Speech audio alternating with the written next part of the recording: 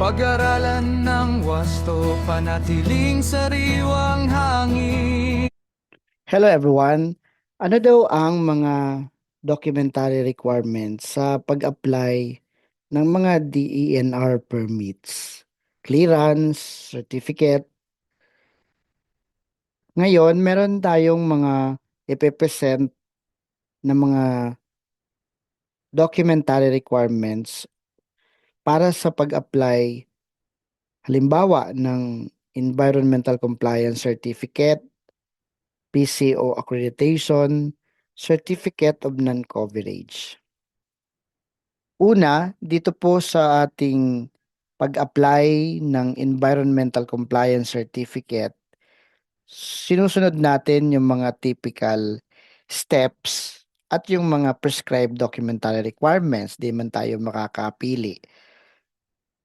Unang step, syempre, kung mag-a-apply tayo ng Environmental Compliance Certificate, gamitin natin yung online platform. Meron tayong ECC Online Application System. Pangalawa, gagawa ka dyan ng account para makapag-transact ka online. And pangatlo sa ating steps ay yung preparation ng application. May mga questions na tinatanong sa atin para malaman ng sistema. Ano yung project type, category, size, to determine kung ano ang ating project information.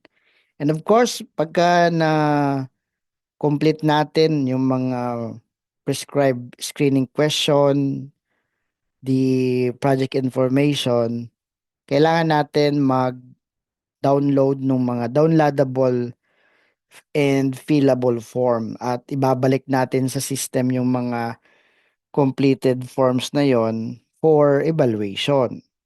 Siyempre, mayroong mga requirements na hihingin sa pag-apply ng Environmental Compliance Certificate gaya ng geotag photograph of the project.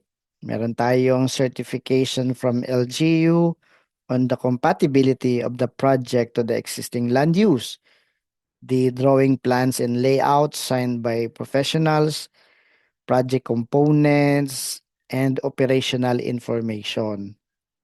Hinihingi din ang project description, environmental management plan, yung IEE checklist report, proof of authority over the project site, duly accomplished PMAPs, the sworn statement, duly notarized, at yung bank receipt amounting to 5,070 pesos. So yung mga requirements na yan, along with the fillable forms, ay sinasubmit natin yan sa system. Then, step 5, yung evaluation by the EMB personnel, screening and substantive evaluation of the application. Once na ma-evaluate, mag-i-issue ng evaluation report. At kung meron ng evaluation, kadalasan kasama na rin yung order of payment na bago talaga ma-process yung ating application, meron na tayong proof of payment. So amounting to 5,070 pesos at very convenient na dahil pwede na tayong magbayad ng mga fee sa Land Bank, Linkbase portal. Kailangan mo lang yung electronic receipt of payment. So once submitted yung mga requirements, paid na rin yung application fee or processing fee, then magkakaroon ng final review, the substantive review of the application, correctness, completeness, and check, proofread, draft certificate. Once na ma-approve ng Regional Director ang ating Environmental Compliance Certificate, Regional Director of Environmental Management Bureau Regional Office, of course, approval and issuance and meron tayong ma-download sa system na Environmental Compliance Certificate. So once approved, may issue na sa system yung ating approved ECC, pwede mo nang i-download sa system. Okay? Now, ang isang nawawala na information ay yung pagka na-download mo yung Environmental Compliance Certificate, meron dong pipirmahan yung proponent. Let's say yung president, yung owner, sino mo yung managing head, at ibabalik mo ngayon sa system yung um, notarized ECC natin, then i-close na natin yung application. Automatically yun nako-close.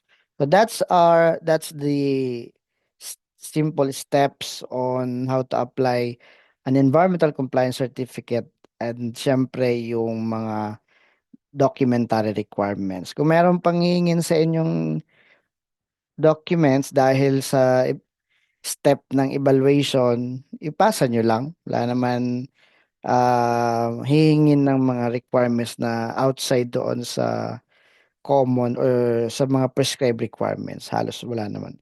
Very common siguro, like if you are in a protected area, kung titingnan mo dito sa list of requirements, hihingin sa'yo yung like PAMB clearance kung nasa mga lugar na protected. Okay? So, yan yung pag-apply ng Environmental Compliance Certificate.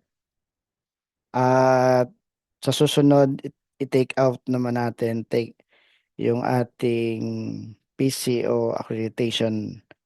Take up natin yan. Thank you very much for time listening. I hope you have learned something on the steps and documentary requirements for application of Environmental Compliance Certificate. Sundin ang batas, unawain ang layunin.